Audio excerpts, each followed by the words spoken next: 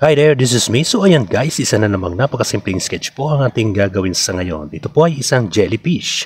Ano nga ba ang isang jellyfish? Jellyfish are invertebrate animals belonging to the group of cnidarians. They are known for their bell-shaped body and stinging tentacles. Jellyfish live in aquatic environments, primarily in the ocean. They have a gelatinous and transparent structure that allows them to float in the water. Their tentacles contains a specialized cell called cnidoxides, which they use to capture prey and defend themselves. Jellyfish can vary in size and color, and some species are bioluminescent. Although they are usually harmless to humans, jellyfish sting can cause discomfort and allergic reactions. So ayan guys, patapos ang ating pag-i-sketch. Ako po ay nagpapasalamat sa inyo sa walang sawang panonood nyo sa aking mga simpleng sketches. So ayan guys, tapos na nga po. Maraming salamat. Bye bye.